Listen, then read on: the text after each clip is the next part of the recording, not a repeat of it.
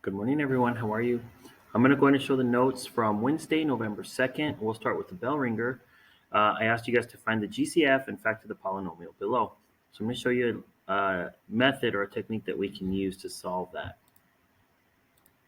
Let me just pull up my screen here. So remember, the first thing we need to look for is first check if there's a GCF.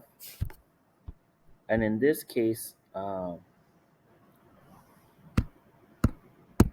what is going on? Here we go. Okay. So we need to figure out what goes into both 51 and 17.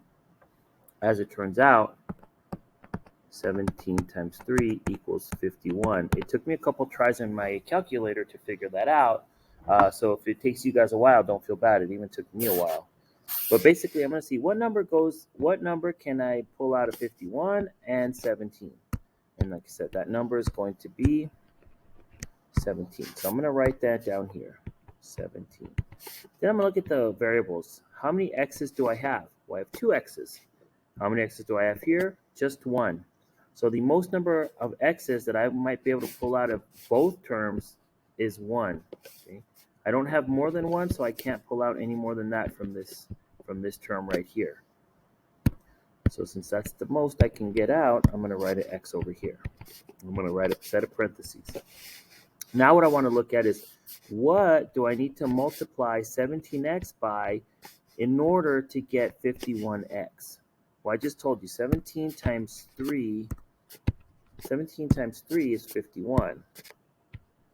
And how about the x? I have 1x here, and how many do I have here? I need 2. So I'm missing 1x basically. And what times x will give me x squared? Well, that's going to be x.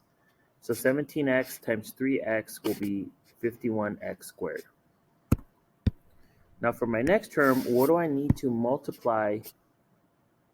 What do I need to multiply 17x to get 17x?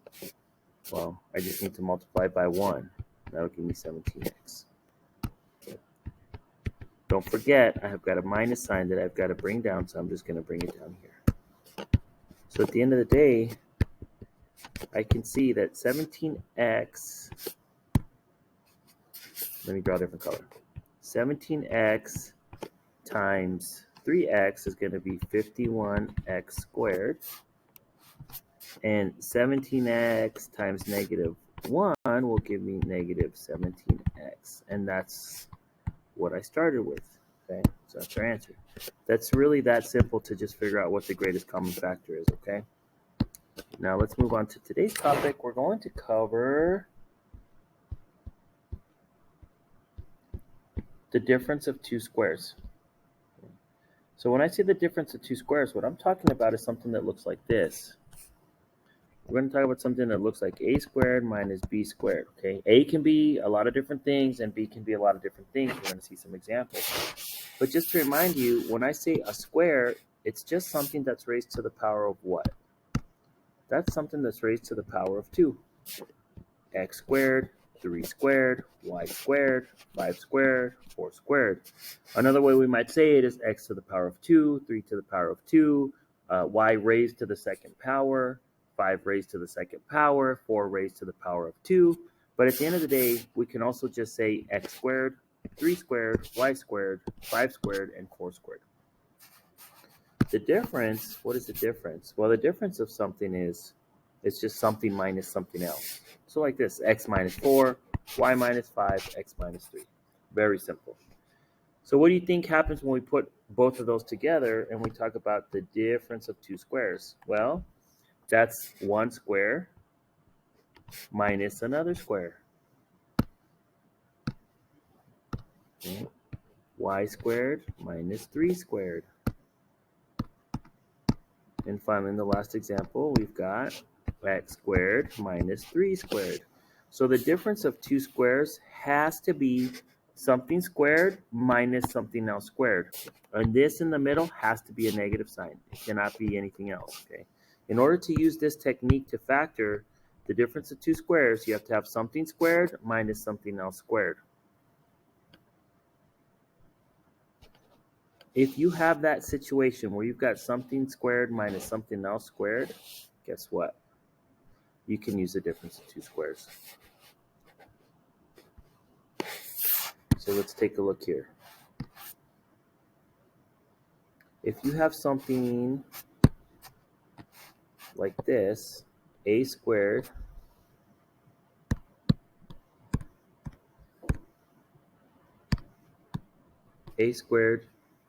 minus b squared, you know that the factors are going to be this.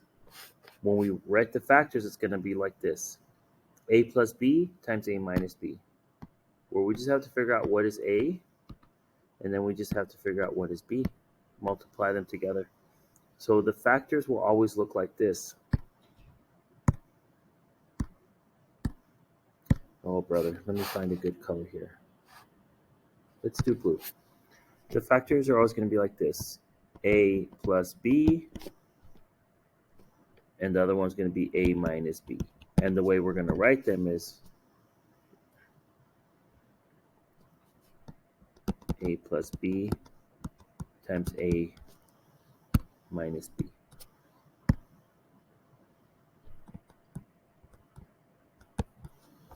Let's take a look at these examples. So first we need to make sure that we don't have a GCF. So there's nothing that we can divide 4 and 9 by evenly that we can pull out a GCF.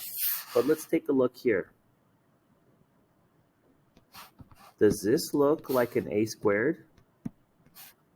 And does this look like a b squared? Well, not really.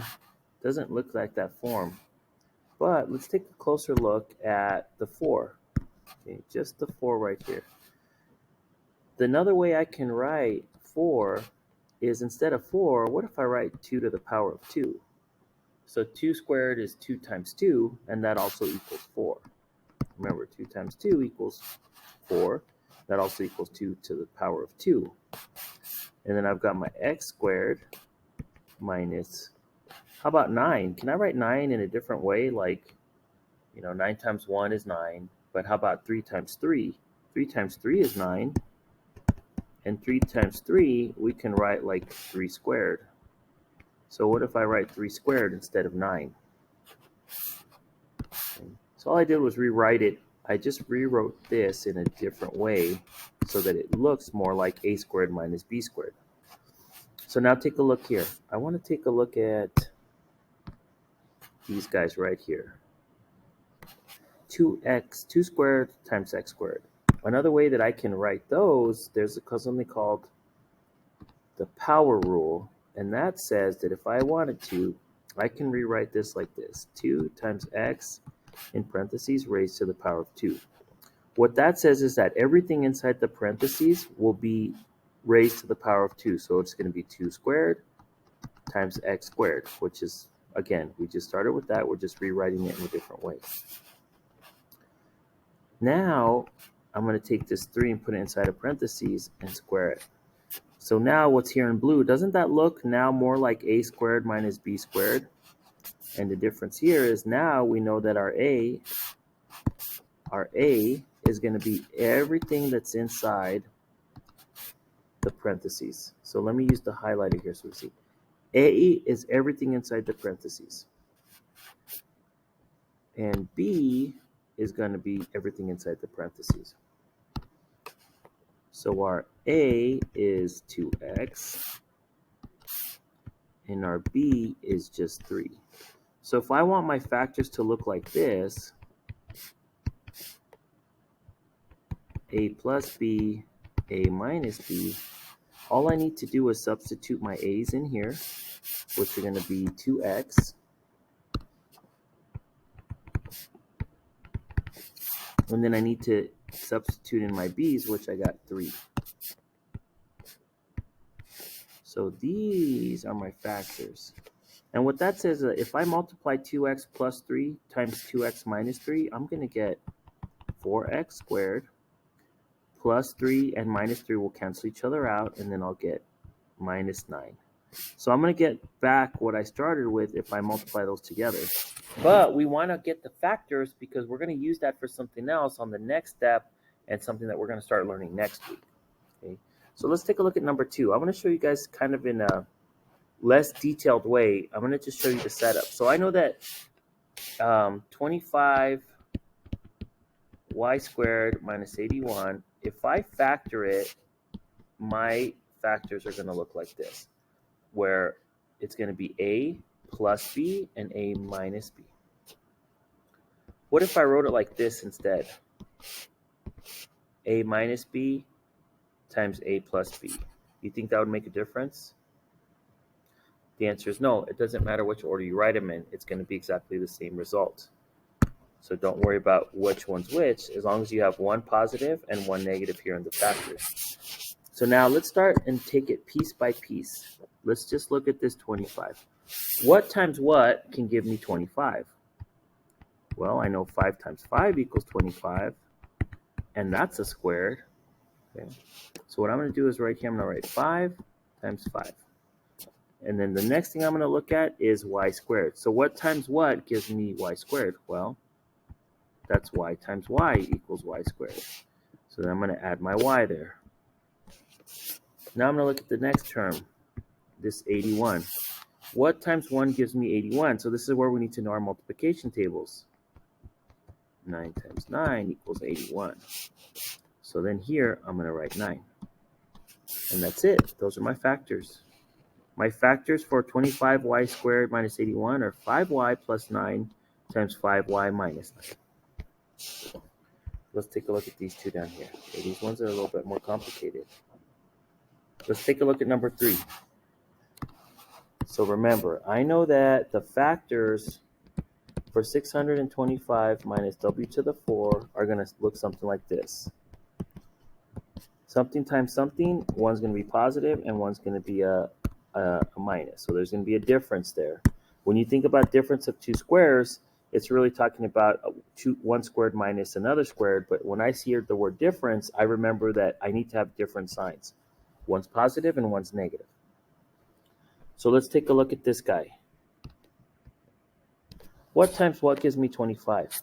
So I actually had to use my calculator, and what I did is I typed in 625 into my phone, and then I looked for this square root symbol. I have an iPhone, so you should be able to use that one. In iPhone, it looks like this. It's a square root symbol with a little 2 next to it.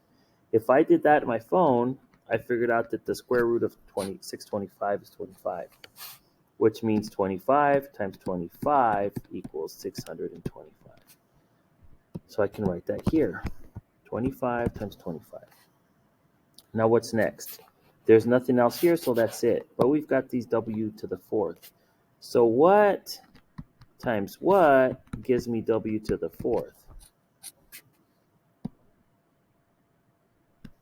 Well, I know that this has to be a w to the 2, and this has to be w to the power of 2, because when I multiply exponents together, I add the exponents. So it's going to be 2 plus 2 equals 4. So right here, my answer is going to be w squared, w squared. So those are my factors. 25 plus w squared times 25 minus w squared. But let's take a look. We need to take a closer look here because we got something going on. What's another way that we write 25? 25 can be written as 5 squared. Okay? So if I have 5 squared minus w squared, that's the difference of 2 squares again. So we actually have to do like a double difference of 2 squares here. 1 plus, 1 minus. So what times what gives me 25? Well, that's 5. And then what times what gives me w squared? Well, I need a w here and a w here. So when I multiply together, I'll get w squared. Now I can't forget about all of this guy. I've got to bring him down. This is not the difference of 2 squares because the difference of 2 squares needs to be a square minus another square, and this is a square plus another square. So that's our... This right here is our fully factored answer. Let's take a look at the last one, and then I think that'll be it for the notes today. So remember, I'm going to have something like this.